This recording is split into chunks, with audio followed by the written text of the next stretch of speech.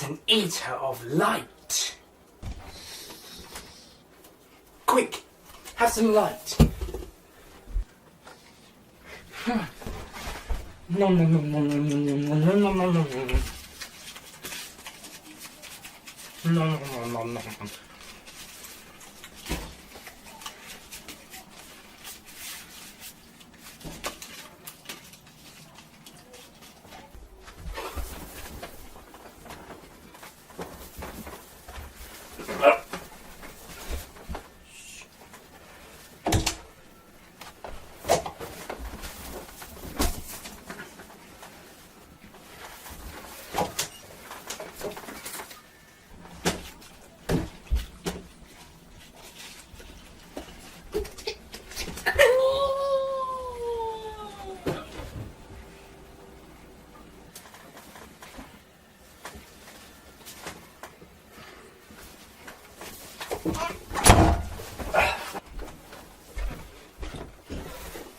Saved the day once again, thanks to the doctor.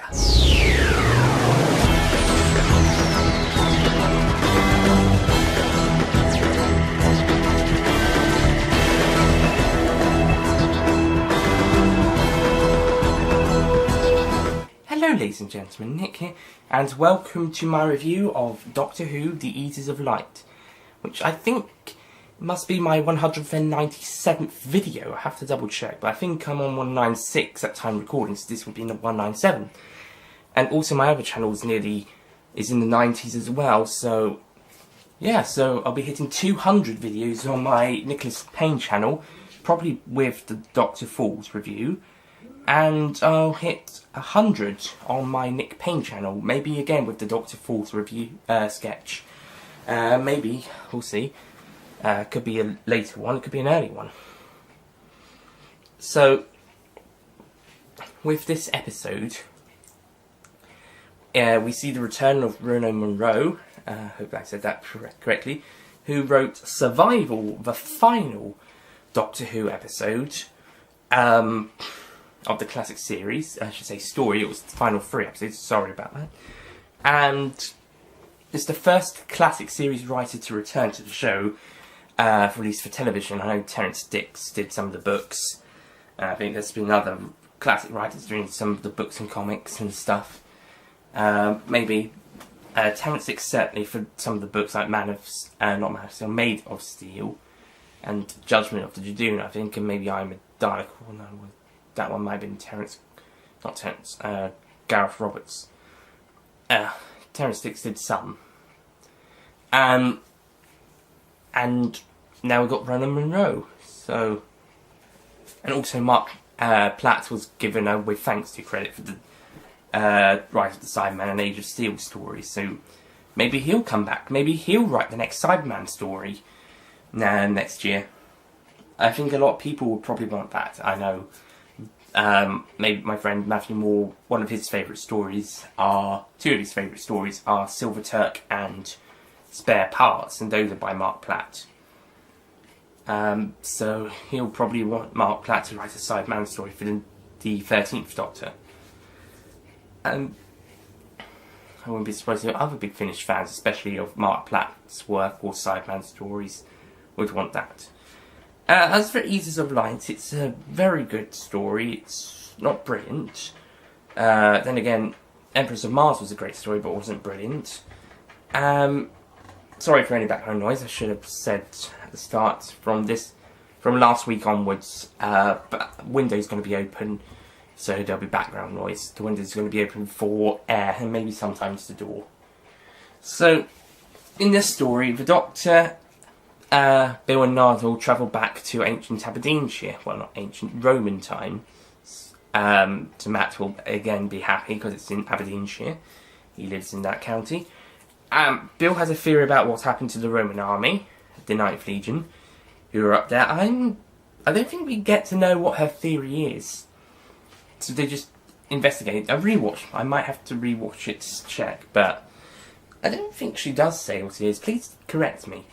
So they go and find the Ninth Legion. Bill does find a soldier who then gets eaten And then she finds the rest of them, or at least the rest of the survivors. Meanwhile, the Doctor and Nardole meet up with the pigs, who are a bit temper tantrumed. And yeah, I wouldn't be surprised if, in fact, I liked it when the Doctor was getting annoyed with them and had a go at them. Yeah, the Doctor needs to do more of that if there's annoying characters just shouting, "Don't shut up! Thank you!" Something like that.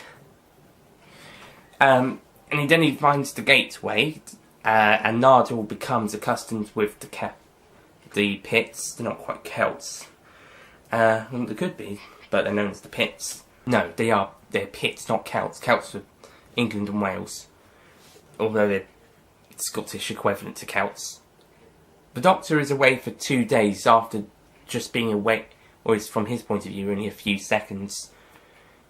And so he learns that time travels quicker differently with the gateway. So he and the pits and Nardole have to go and find Bill and the Romans before this creature turns up. They do find them and rescue them, apart from one Roman who gets killed. There's some funny scenes with the Romans, by the way, and they're really good. Couple of scenes. You might have been aware of the Bill coming out to the Romans bit, and then it's like, okay, we like both, implying that they're bisexual. Apart from him, he's gay. Yeah, that's funny. So, some good moments. And, yeah, they eventually have to work together to get rid of the creature, even though they're like, against each other. And the Doctor and Bill are like, we have to work together to get rid of this monster. And your children, by the way. So, they do that. They do work together to get rid of the monster, and they do. The girl, Car, the pit girl, she's in charge of looking after the gate and is helped by the Ninth Legion survivors. And her brother tells the ravens to remember her name, which is how we now have ravens going Car. Nice little nod. And yes, very interesting. And we got a couple of things we're missing at the end. I think it's going to lead into next week. When does a pre-finale story, a penultimate story, or episode before the final episode, the final 2 episodes, when does it not link in to the series finale, apart from maybe series 7? I mean, series 1, you had Boomtown, I think, sort of linked in with the last 2 episodes because of the Bad Wolf project. Fearhead had A Storm Is Coming. The Doctor could have sent us a storm coming for the series 2 finale. 3, we had Blink. I don't think that kind of linked in with the next 3 episodes, but Utopia was the first of a 3-parter. Turn Left was basically had a cliffhanger leading into Stolen Earth and Journey's End. Waters of Mars, again, similar concept, except this time it wasn't an immediate transition into the end of time. The Lodger, sort of, again, similar to a Boomtown thing, with Series 5. 6, a direct link, again, with closing time into Wedding of River Song.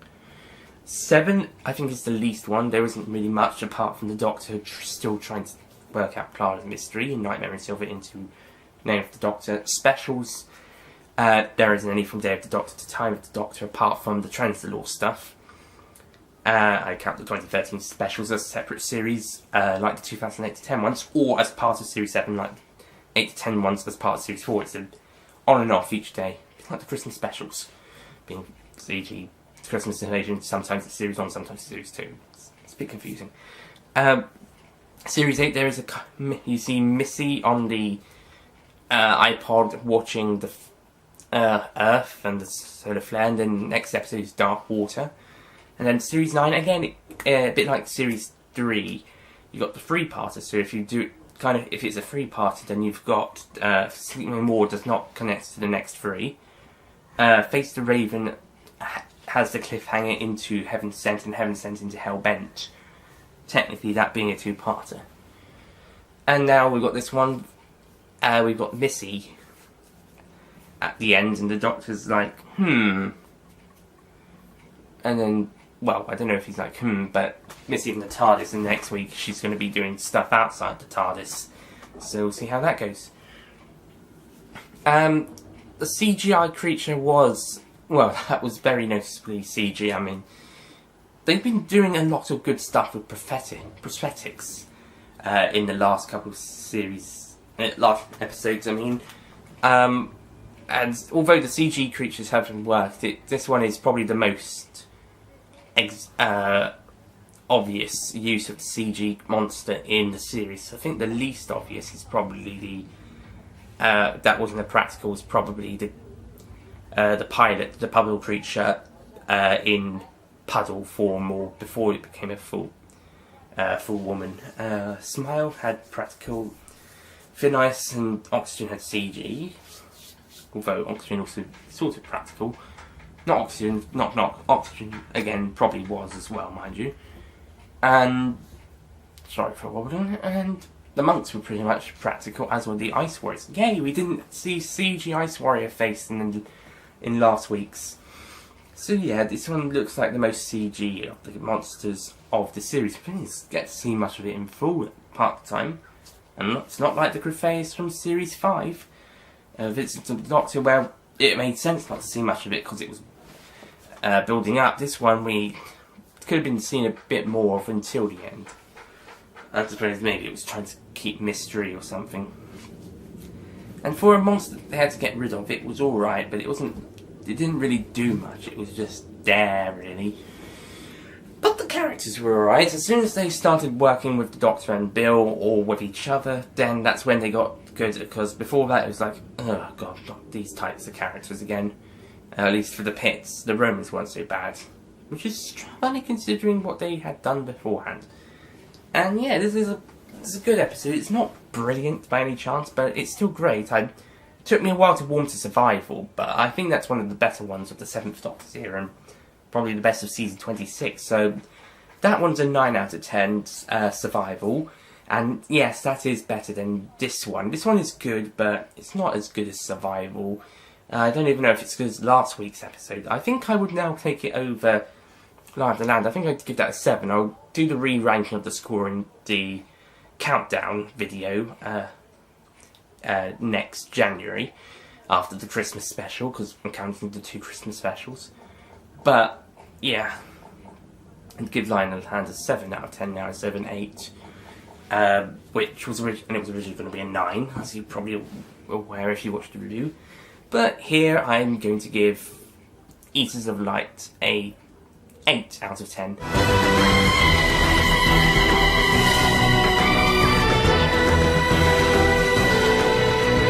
I almost said 10 for some reason, but I knew I was going to say 8.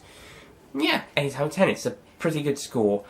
And this is a pretty good episode. It's not one of the best of the series, but it's a stronger one. I'd say it's, out of 10 episodes, it's probably around the middle. I guess it's still a good episode. So, thank you for watching this review of The Eaters of Light. Next review should be Doctor Who, World Enough in Time, the penultimate episode of Series 10. And the third to last episode of Peter Capaldi's 12th Doctor, as well as Bill and Nardole and Missy. And that's probably be the penultimate story because of the Christmas special, unless Missy doesn't turn up in that, in which case this is her final story. And we'll be seeing the return of the Mondasian Cybermen. I watched the 10th Planet again earlier today to prepare myself, and also the Master, as played by John Sim in the 10th Doctor era. So, I'm looking forward to a great start of the finale next week. Thank you for watching, and I'll see you guys next time.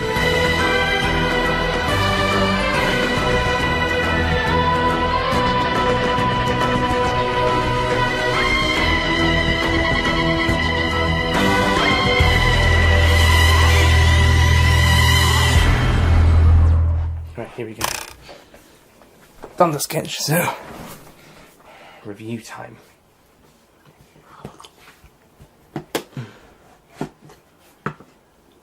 Oh.